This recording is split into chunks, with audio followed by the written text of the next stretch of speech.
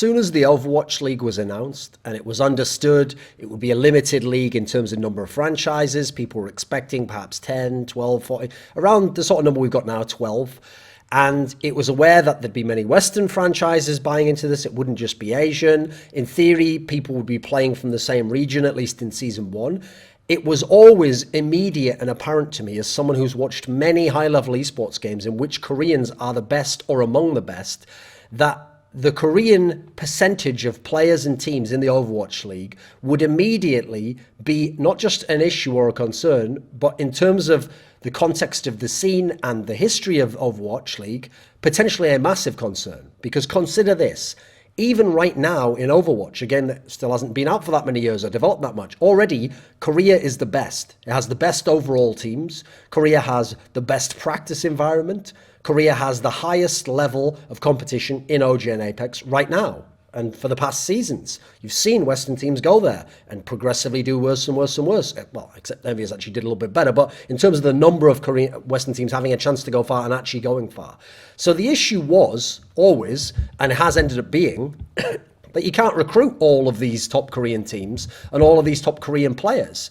Because even if you had, which they didn't, by the way, and I'll get into that, but even if you had, let's say you'd recruited legitimately the top 8 full Korean teams, and you'd put them into Overwatch League, and you let other 4 slots in Overwatch League, went to Western teams of some ilk, or half Korean, half Western.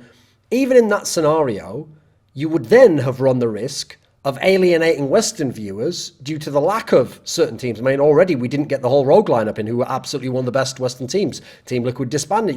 There's a number of teams who were decent or were looking good around the time that people were making lineups that aren't going to be in the league. A number of players aren't.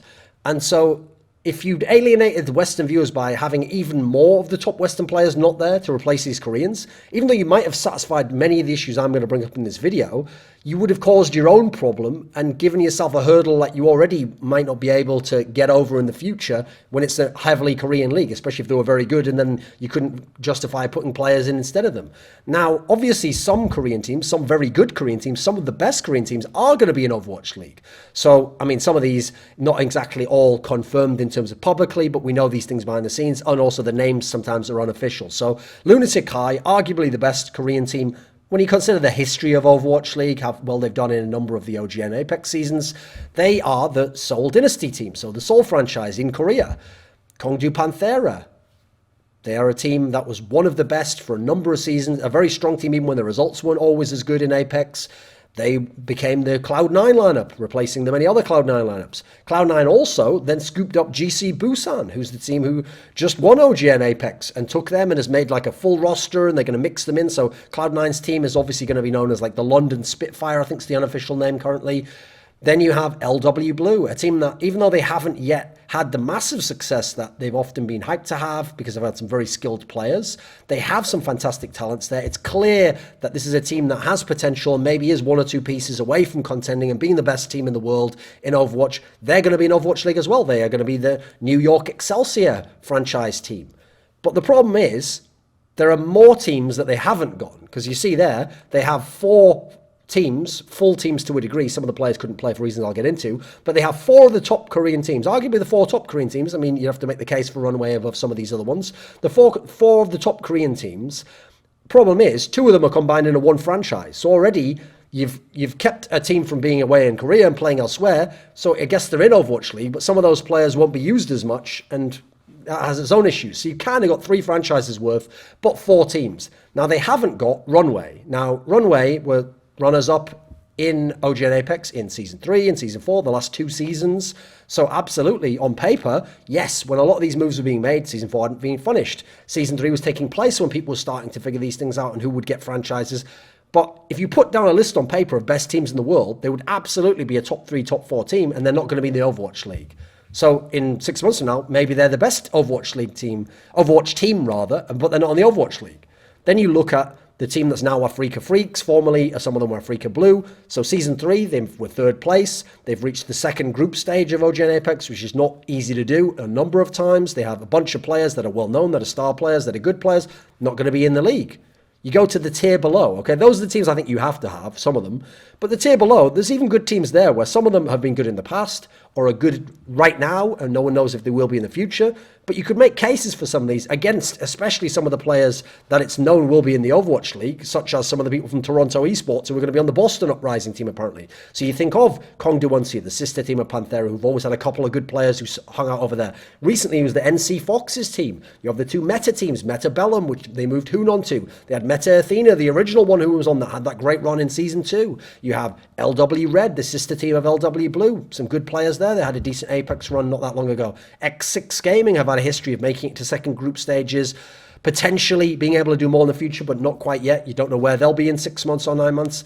The problem is, even when I just list these teams, it's not enough to list the teams. Let's list some of the talents that are going to be missing from Overwatch League, to my knowledge and based on my sources at the moment. So some players are just too young. So there are 3 players I'll list who can't play purely due to being too young. So while that's not the fault of the Overwatch League franchises, it does mean that these world-class talents won't be in Overwatch League and will likely be in Korea. So there's Flower, star player of LW Blue, one of the most mechanically gifted players in the world. There's Who Are You, the Genji player who was phenomenal in Lunatic-Hai, was one of the players, he was like the MVP of one of the seasons that they won.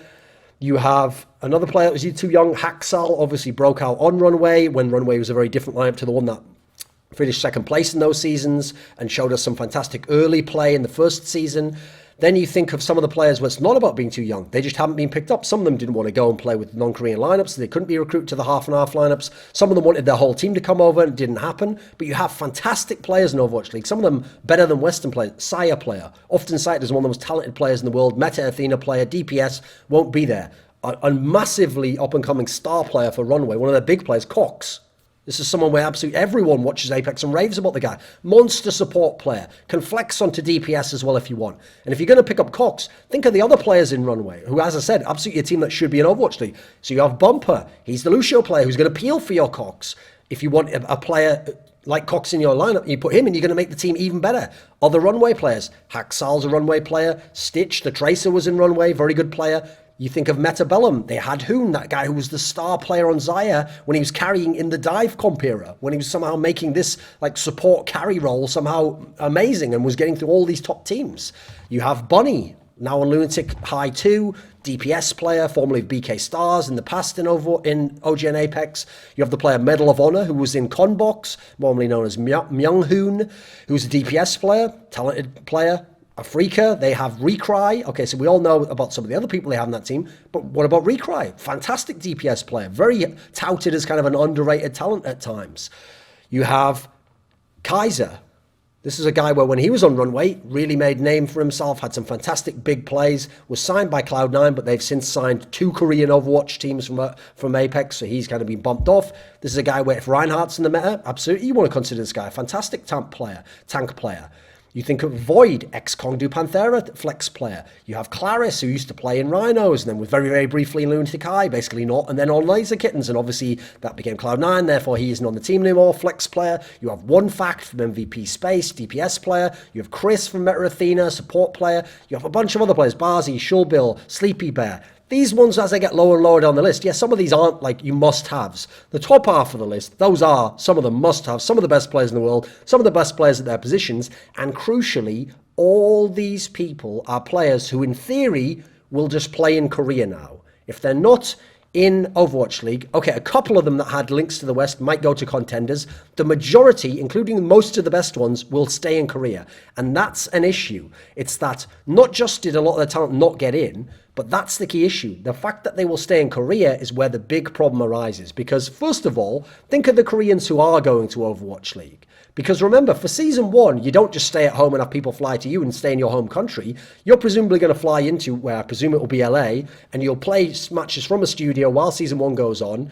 And so you won't be in Korea most of the time. So that even the Koreans who are in Overwatch League, I have fears for them and where their talents will take them in the future, because Koreans historically in esports don't do well overseas. There are a rare few who do have a very special mentality or the right bunch or a very social people, and they can get away with it. But most Koreans, from my experience, and by the way, I've been on teams, SK Gaming, Acer, where we had Korean imports, and I've got to see them at events, and if they've had to go to a bunch of Western events, I've seen the problems, and then I've seen people who've been in LCS teams in League of Legends who had to live in Western team houses and were away from Korea for weeks, months at a time, and I've seen that they have issues on a social and a happiness and a motivation level because they miss Korean food. Korean food's a massive deal to Koreans. Like, I can go to Korea, just eat Korean food every day of my life and I'll be perfectly happy. Koreans really are raised on like mama's cooking and the same sort of food over and over again, and they don't like Western food or Chinese food or whatever it might be. They feel like it's too greasy, too fatty. They don't like it. They want the Korean food. They want that kimchi. They miss their families. A lot of them are raised in these scenarios where you live with your family for a long time in your life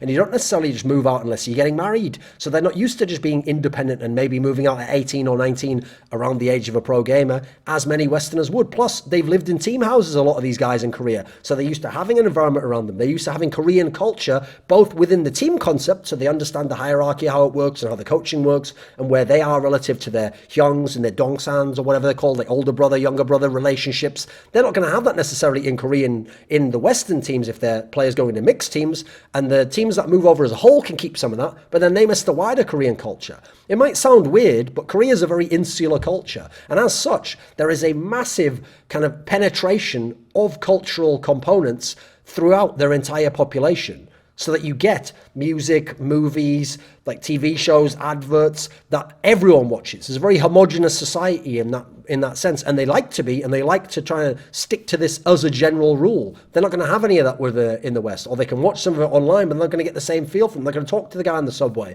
or look at the same ad, or watch the same movie immediately. It's not going to be going the same way for them. And I've seen this in StarCraft 2 and League of Legends, as I've referenced. There's also a factor that I actually fear that even the whole Western teams, who are some of the best in the world at Overwatch right now, if not the best, will actually degrade from not being able to scrim Koreans during the time that they're competing in Season 1. Because the people who are back home will continue to advance in that elite Korean practice environment and circuit of many good teams, including the up-and-coming ones who might yet become the best teams. They can all practice. Now, I've seen in League of Legends that the people who leave Korea don't keep up on the same level of macro that they have in Korea. I've seen in StarCraft 2, the overall strength of players drops off. That's why actually there were Western players in StarCraft 2, Nanewa Huck, who not only went to Korea to practice, but would try to live there as long as possible because they felt like while they were in Korea, their level stayed very, very high. And as soon as they left, it started to dissipate and they could be good in one-off tournaments in the West, but overall level, they dropped way below the Korean standard because they weren't in that environment anymore. So this is an issue that can affect falling behind in every sense in terms of players. You might not have the best players anymore. You might think you do because you're in Overwatch League and you can compete there, but you might not know that they've gotten way better at certain things in Korea. They might have teams that are way better in Korea. Some of them might become what are essentially the best teams in the world, but we think Lunatic-Hai is still the best because they're the best in Overwatch League, but we can't know because they're not playing in Apex anymore.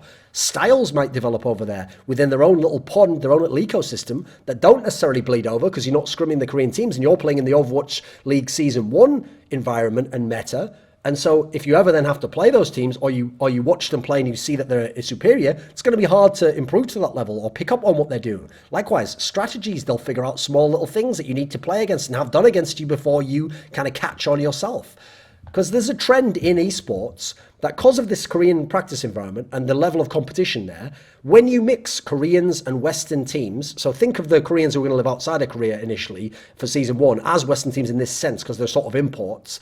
When these teams match up, one of the areas where Koreans get a big edge is when you expand the tournament. So if it's a 3-day tournament or a 1-week tournament, Koreans might still be the best, but by a smaller margin. You can upset them or you can beat them or you can do something innovative. But you put Koreans there with imports for a week, for 2 weeks, for 3 weeks, for a month, for a tournament like that, Koreans dominate in part because, not just because of the factors I've listed before, but another thing that widens that gap is that they figure out the other teams. They play them and they're so good at adapting and breaking down and reverse engineering what's happening that they just break you apart. And whatever did work for you suddenly doesn't. And you have to try and adapt and you're not used to adapting as much. You play to your strengths and you hope you win the game from that. And they've figured out your strengths.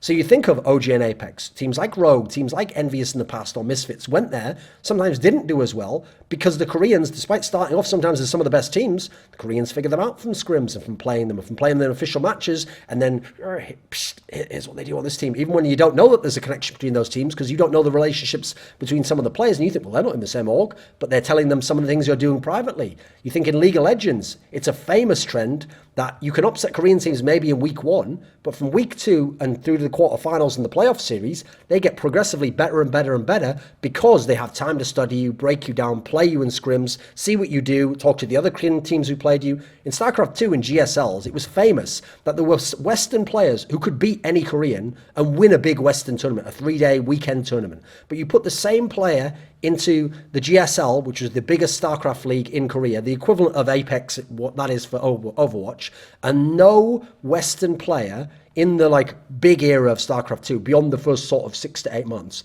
no Western player ever even got to the semi-finals of a GSL, and they held many of them, and a number of Western players tried. Yet the same Western players could go back home, beat the same Koreans, and win the same tournaments overall. That's how competitive it was. That's how good they were at advancing the meta and keeping a very high level of play in Korea. So I think it's a massive issue, because I could see the Korean players that do go abroad, even the whole teams, degrading or no longer contending for elite status, and perhaps not even knowing it, or just us being able to see it from just looking at the eye test of the game and how well they're playing. There are more issues as well, which is, what if when some of this talent goes to Overwatch League Season 1 and the rest stays in Korea, while they degrade the Korean talent outside of Korea, and thus Overwatch League becomes, even the Koreans are a poorer crop of Koreans, which has happened in League of Legends when some of them went to China or to the West, Europe and North America. Or even worse, this is the real nightmare one, this is the one I think will happen, is that when you leave the other Koreans there, some of whom are the second best and some of them are very good like Runway, but some of the others at the moment can't hang with Lunatic-Hai because they're in the hyperbolic time chamber practice environment of Korea and changing out other players and getting new talented players before Overwatch League teams can get them. I could see a world in which they become the best teams in the world. Now, when the best teams aren't in the Overwatch League, which will happen one day, I suspect, from Korea, it will hurt the prestige and the competitive integrity of the Overwatch League as the premier tournament in Overwatch. Because people will say still in interviews and in promos, these are the best Overwatch players in the world, the best Overwatch teams in the world. But if you're a hardcore fan or you're someone who's a journalist, you'll know that that's not true, or that that's actually a very contentious argument. And imagine if you're a fan who gets into it casually and you start to watch Overwatch League and then you start to really love it, and then you're going on Reddit or you're reading articles, or you're hearing interviews where they reference other players. Maybe the Koreans will be like, I think this player back home, this support player is very good. And you'll be thinking to yourself, wait a minute, so the best players and teams aren't necessarily in Overwatch League. That's not going to be a good look. If you're an NFL fan or an NBA fan, you know that the best players are all in those leagues. Now, yes, most of them are American, but that's my point in terms of, like, if you heard, oh, actually, do you know what? The top 2 running backs in the world don't even play in the NFL. Yeah, they actually play in an Indian American football league. You'd kind of be like, I mean, it's still cool. I still like American football, but that does take away some of the prestige of being the best running back in the NFL now, doesn't it? And you're not competing against the same people. I mean, NFL, you don't literally compete directly for the running backs, but you do, I guess, in terms of what you're trying to accomplish each. Then you've got to consider that we still don't know yet if Kesper will ever get involved in Overwatch. If Kesper ever comes into Overwatch, they will revolutionize and take to a higher level Korean esports, as they have in every game they've been involved in. So if they come in, that will accelerate the Korean scene, the number of teams and the number of players and how they scout talent and build talent and strategize and get coaching stuff in place, even more so. And so in that world, that also could make Overwatch not only the best scene in terms of play in Korea, but it could make it much better than Overwatch League.